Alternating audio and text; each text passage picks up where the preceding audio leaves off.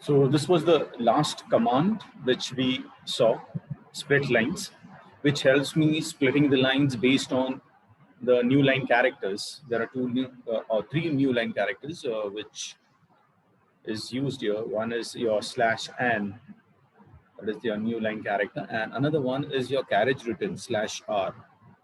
And we also have a combination of /n and /r. Okay, so the combination is actually first the carriage written and forward, with the next character being /n. So /r/n is one of the new line characters. Okay. Now let us see one more function called strip, which returns a copy of the array with elements which are stripped of the specified character from either the leading or the trailing characters. You can say, if suppose I want to take an example of a name, let us say I have a name called, say, Alok Verma. Let us take that. So I give a print here, np.char.strip.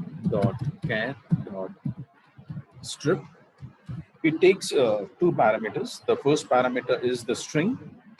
The original string will come here. So if I say the name like Alok space, I say Verma, okay, and I want to strip off the leading and the trailing A from this particular string. So I can pass the second parameter as is in the single quote A. So what is going to happen is, now if you look at the name here, we have the first character A. So this will be removed. Okay. Then again, we have a in between here, but this, because it's not leading, neither it is a trailing A, it is going to remain as it is. And the last character is again A, so even this will be removed. So let us execute this and check it out, the output. Here we go. This is the last output. So I get LOK, low. So A is gone. Okay. And from Verma, the last E has been dropped. Clear? Now we can also pass an array of different strings. So I can give print np.char.split or strip, strip into bracket. Let us say I have multiple strings in, it's an array of strings. So let me pass a Ajay. I'll again use A as well. Then say admin. Let us use admin. I'll pass one more and say Java. Java programming and single quotes missing. Java programming. Okay.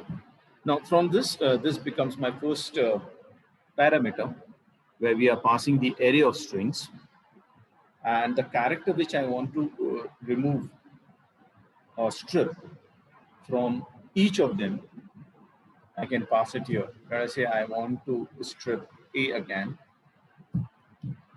So I'll pass A.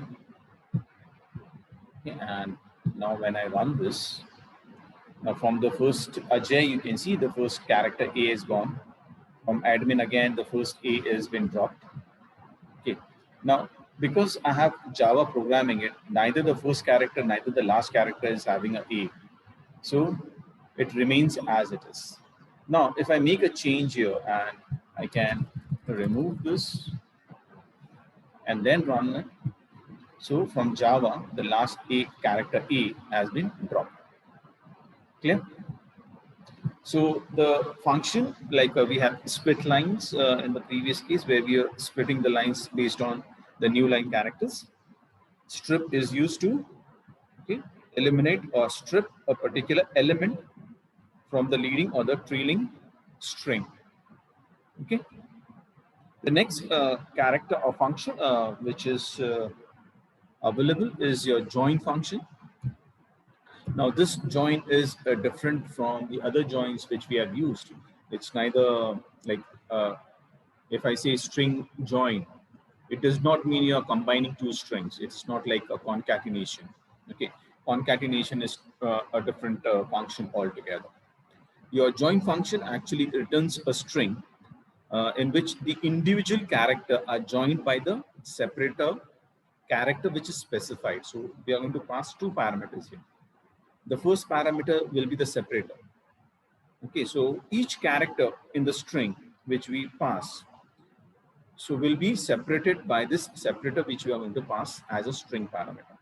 Okay, to take an example, if suppose I have the date, okay, say let us give a print here. So if I write np dot char dot join into bracket, the first parameter, as I said, is your separator. So I can give the separator, let us give colon, okay, and give a comma and a string. So if I give, say, date, month, year, okay, dmy, right? So what will happen here is each character, so after d I'll get a colon, then n colon and 1. That is how I get the output. Here we go. So you can see after each character, the colon or the separator has been added to it. Okay, so this is how your join function works. So as you might have realized, it is not same as your concatenation function. Okay, we can also pass multiple, you can say, separators, but it has to be in a array. So if I want, I can also write it like this. I can give print np char dot join into bracket. Now, when I'm passing the first parameter, I'll put it in an array, 1D array. So I'll put colon. Let us give one more as, so let us give the hyphen. Okay, so this altogether, the array is my first parameter. Put a comma. Even the second array should be an array. The second parameter should be an array. So I can pass the string here, say dmy here. And let me pass the same one in the reverse order, say ymb. Okay, so let us see the output. Here we go. So the first one, where the separator, they have used the colon. For the second string, the separator is your hyphen. Okay, so multiple separators can also be used if I want to use it, but it has to be passed as a 1D array. Okay, so this was all about the join function. The next function is your replace function. Your replace function will search for a single character and replace it with the new character or a word. Okay, so I'll take a simple example here. Print np dot say char dot replace into round bracket. This is my first string where I need to search for the character. So let me think of an example. Let us say he is a good boy. Okay, let us give a simple, I put exclamation mark. The second parameter is the string which I want to search and replace it. So let us search for is and change it with was. Okay, so this whole string will now, when I see the output, it will replace the character is with the word was, and I'll get the output as he was a good boy. Okay, so here we go with the output, he was a good boy. Okay, so replace function helps us in replacing characters depending on what we are searching. Now this can be very useful when we are actually using your file handling and all.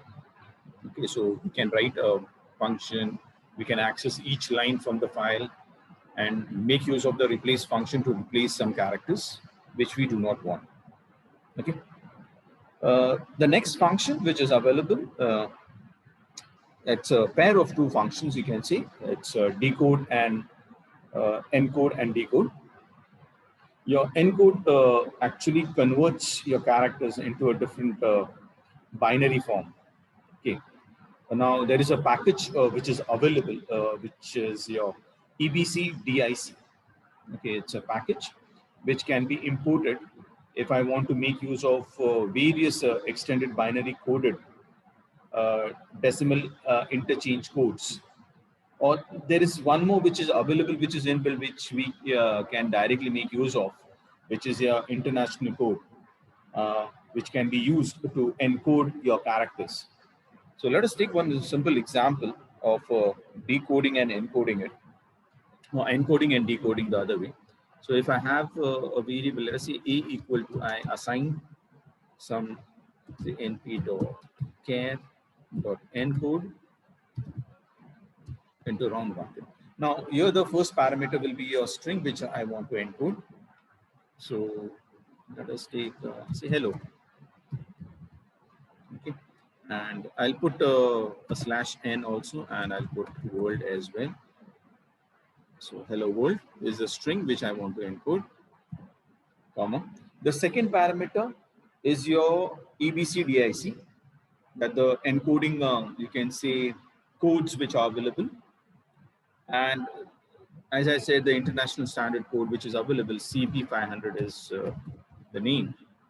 There are various like CP1141, 1148, and so on, depending on the different countries as well. There are different codes available. Okay, we will be using this one. Let us encode this and print what is there in A. So I'll display the content of A. Okay, let us, one more thing we'll do is mark all this as comment.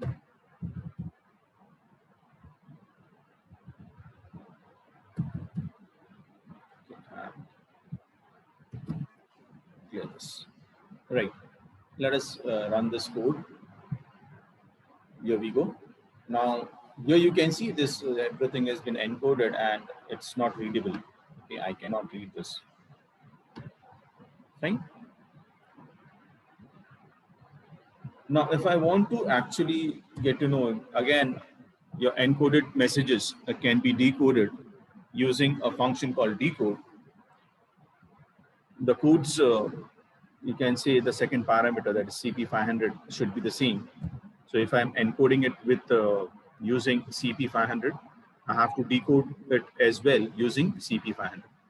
So let us give here B here equal to np dot char dot decode into bracket. Now I want to decode the encoded values. So the encoded values are in A. So I'll pass A as my first parameter. And again, CP500 is my codes, you can see. Okay, now after this, let me print the value which is there in B. Run this. Here we go. You can see this has been the encoded one. And when it decodes it, I get hello world. And I'm getting two words on different lines. Simply because I have also included slash n there, okay, which is your new line character. So while displaying, I get the new line character. Because of new line character, I get it on the second line as well. Okay, so we get hello here and world here. Now, as I told you, there are different inbuilt, you can say, extended binary codes for coding, encoding, and decoding. Okay, if you want, you can install this package called EBCDIC and check with what are the different types of codes available which can be used for encoding and decoding. Okay, so those who want to check with other coding methods, please import this package, and then you can go ahead using it. Now, that's all in case of your string function. I'm going to save this. Let us go ahead and check some of the commonly used mathematical functions. So I'll create a new file. Import numpy as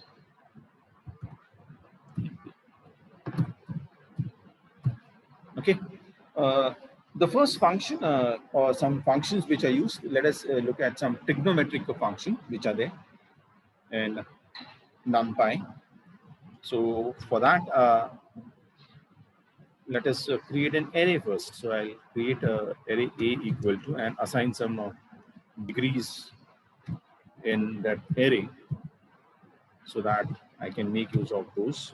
If you do not want the degrees elsewhere, you can directly make use of the constant values and check how it works out. So 45, then 60 and 90. So these are the degrees whose values, or the sine value, tan, cosine, tangent can be seen. So the first function which I'll show you is your sine. So let us say print, say sine of different angles. Okay, so the function which is available is sin. So np, I can make use of the object of numpy. Let us say print np dot sine into round bracket. I'll directly pass the array a. But as you know, whenever we try to find the sine, cosine, cos, tan, and all this trigonometric function, if we want to use it, we need to pass the value in radian form, okay, and not in degree form. So to convert the degrees into radians, I need to multiply this by a pi, okay, and divide that by 180. So what I'll do is I'll write a multiplied by pi. Now we have a inbuilt constant value for pi in np, so we can write np dot pi. Okay, so and divide this by 180. So this will convert my degrees into radian form, and I can get the output. Let us execute this. Okay. So these are your answers for the given degrees here for 0, 30, 45, 60, and 90. Okay. So for 0, we have 0. Then for 30, we have 0.5. Actually, it is 1 by 2, if you remember. Those who are aware of this. Then for 45, it is actually 1 upon square root 2, I think. Okay. And for 60, it is square root 3 or upon 2 or something like that. I don't remember very much. And for 90, it is always 1. Clear? Now, if I want to know the degree form, or you can say, if I want to know the inverse of the sine, I can make use of another function called arcsine, ARCSIN. Okay, so let us do one thing. I will create one variable here, s equal to, and let me copy this whole function on top. So I'll remove this and paste it here, and in this function here, I'll use, let me check whether it's okay, fine. Now, if I want to find the inverse of sine, as I told you, I can make use of a function called ARCSIN or arcsine. So let me have another variable inv equal to np dot arcsin, okay, into round bracket, and the signs which we have found, that is s, will be my parameter here. Okay, and to display it, I can write print. Now, printing the inverse of the signs will not give me the exact values. I need to convert this because this will be in radian form. So instead of getting it in radian form, if I want it in the degree form, then there's another function called degree which I can use. But before we actually convert this radian into degree, let us see the value which is there in this variable inv or inverse. Okay, I run this, and this is my output. You can see this 0 point, and then this is 0.523 something. Okay, so all this is in radian form. I do not want in radian. I want it to be in degree. So I can use np dot degrees into round bracket, pass the radians, the inverse of all your sine values. And now you can easily compare it. So you can see the first value is now 0. The second in degree is 30 degrees, then 45 degrees, 60 degrees, and 90 degrees. Clear? And similarly, like we have function for sine, we also have a function for cosine.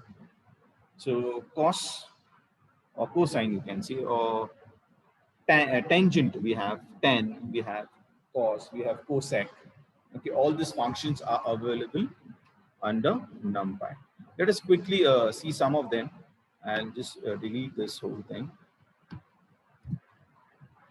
Okay, now instead of sine, I'll change this to C and make use of cos here. Okay, so again, please remember, you need to convert your degrees into radian. So you multiply it by pi divided by 180. Okay, so here's what is happening. See, okay, I need to print C. And here also I'll change this statement to cosine of or cosine of different angles. Okay, so these are my values for cosine. Again, if you want, you can change this, inverse it using the other function. So if I use inv equal to np dot say arc cos into round bracket cos c. Okay, and I'll print here in the degree form again. I'll use np dot degrees into round bracket and okay, here we go back. So this has been converted back into your degrees. So first we find the inverse of it, and then we can convert that into degree form. We'll get the degrees of the different cosine values or cos values or the inverse of the cos values. Okay, and the third function, the common function, which is the tangent value. Let us write here. So I'll give you a print. Say tangent of different angles. And let me directly print this time. So I'll print into round bracket np dot tan into round brackets a multiplied by np dot pi divided by 180. Okay. np. So the function, I hope the function is right. np multiplied by pi divided by 80. Right. Next, I'll also write the inverse function directly here.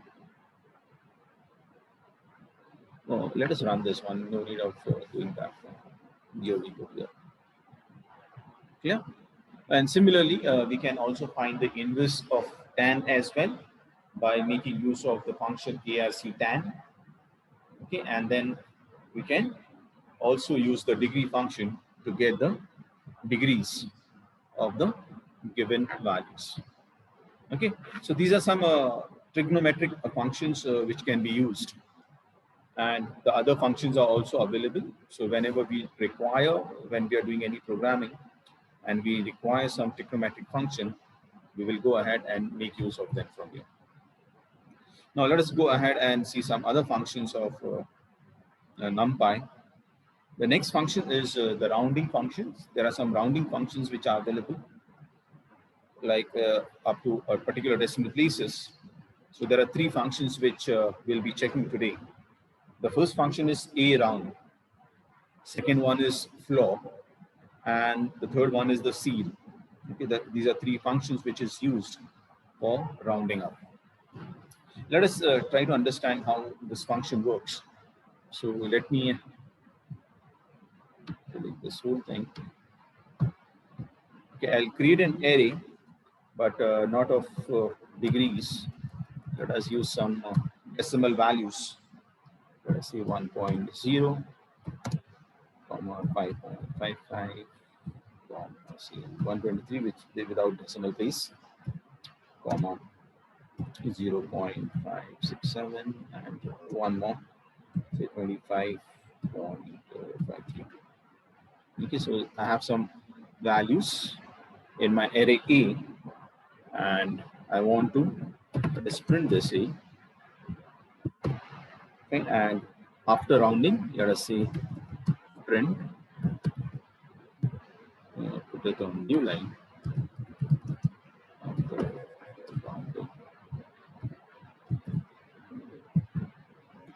I can use print in the bracket np dot around np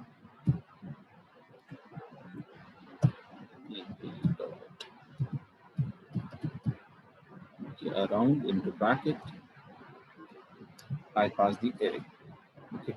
Here there are two options. Either I can pass only the array, the first parameter, which is mandatory, along with decimals as well. But first we'll see how this works. So when I run this one, here you can see 1 remains 1. Whereas your 5.55 has been rounded up to 6. 123 remains as it is. And 0.567 has been rounded to 1. Okay, only 20 and 25.53 has been rounded to 6. Now let us, instead of using some variable, let us take some example here directly. So I'll use some number here. Let us take 12.78. Okay, and run this one. Okay, you can see this now has been rounded to 13. Now if I change this, say to 27, run this, I get only 12, right? So if the value is above, if it is say 12.5 and above, then it rounds to the next value. So 12 will become 13 there. We can also specify the decimal up to the decimal places. So if I want to round this up to say 1 decimal places, so I can give comma and I give say 1. Okay, and run this. Okay, here you can see up to 1 decimal place. So 12.27 was rounded up to 12.3. Okay, let us change this to say 3 and run this. I get only 2. Okay, so if it is more than second decimal, it will be rounded up. What if I give a 0 here? Okay, and run this. Now you can see it is being rounding it up to 0 decimal places, so it is rounding up this. What if I change this to 5? You get 13. So what is happening? The integer is getting rounded up. So instead of 12 now, I get 13. Okay. And previously when I gave 1, what was happening? I was getting up to 1 decimal place the value. Now what if I specify? Now there's another way of doing this. If you want, you can mention, say, decimals equal to, and you can give the value like this. Even this works. Okay, so 1, you can give 0. Okay, it's coming 13 now. Now what if I change this to -1? If I change this to -1, what will happen? So whether I'll get 12 or whether I'll get 20 or whether I'll get 10. Okay, so let me run and show it to you. Here we go. So I get 10 here. Reason, because of this -1. So the nearest value for 12. So either 10, between 10 and 20 is 10. So I get 10 here. Now if I change this to say 15 and then run this, I'll get 20. Okay, so the parameter of the second parameter, that is your decimal parameter, depending on that value, it will either round the integer values up to a particular decimal places, or if you wanted to round it up to the nearest value of say multiples of tens, you can do that as well. Okay, so this one function for your rounding. The other function which is available is your floor function. Let us quickly see both these functions, floor and ceil function. Your floor function will return the largest integer, which is not greater than the input parameter. Please remember, which is not greater than the, you can say, parameter, the input parameter. So if I'm using this number, the array, let us use the array here. So I give print into bracket. Let us first of all give a string so that I'm /n using floor function. Okay, so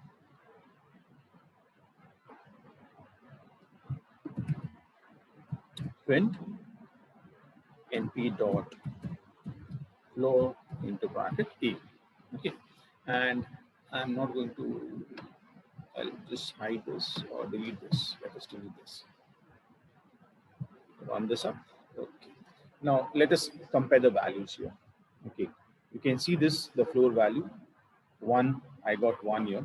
Okay, now this is not going to give me the exact picture. Let us change these values. Let us put some negative values as well so that we understand how it works. So let us give minus 1.7, this first value, comma, say a positive value will be 1.5. Again, so 0. 0.2, then 0.6. And let us give one number which is without any decimal places. Okay, and now run this one. Fine. Now this will make it very much clear. Now, if you look at this first number, minus 1.7, okay, so I'm getting the answer as minus 2. Your minus, as I said, it will return the largest integer, not greater than the input parameter. The input parameter is minus 1.7, okay, and minus 2 is not greater than minus 1, right? It is less than. Whereas if you look at the positive values, we have 1.5, it returns 1. Again, 1 is not greater than 1.5, right? So when it is a negative value, I'll get a higher integer such that it is not greater than the input parameter. Okay. Whereas the last number remains as it is. So again, 0.6, I'm getting 0 for positive values. Now the opposite is going to happen in case of your ceil function. Your ceil function is going to return the ceiling of an input value. That is, you can say just the opposite of your flow function, where the integer value will be greater than or equal to the input value. Okay, so if I change this, let me copy this two functions down, and instead of flow, let us put ceil function. Change this function to C. L. Okay, and we'll compare this two outputs which we are getting. Here we go. Now here you can see this. Now here we got minus 2, but for ceiling we got minus 1. Okay, for 1.5 here we got 1, and here we got 2.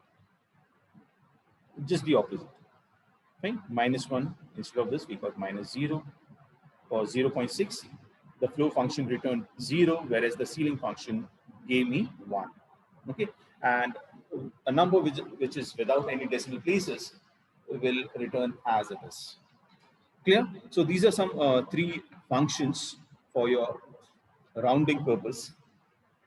Let us go ahead and see some arithmetic operations. So your arithmetic operators we have already seen before. Your plus, minus, and multiplication, division. But in NumPy, we also have some functions which are available, which can be used. So let us quickly create one array. Let us use anp.arrange into round brackets. Let us say 9, d type equal to, I'll create float values. So np.float score, and I'll reshape into this a 3 by 3 matrix. So 3, 3. Okay, let us quickly print this A, and I'll create another array so that we can perform addition, subtraction, and multiplication. Now this time let me use array into round bracket. I'll pass because 3 columns as well. Let us give 10, 10, 10. Okay, and I'll print the original value array. So let me say original array.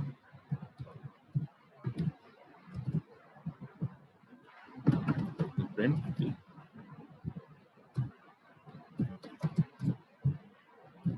and after addition, after add function, it's very simple. A, we used to actually give A plus B. Now plus the sign, plus sign which we are using here is your operator, okay, arithmetic operator. And if I want to make use of the function, I can make use of the function as np.add. With the round bracket, the two parameters are A, comma B. Okay. So when I run this, here we go.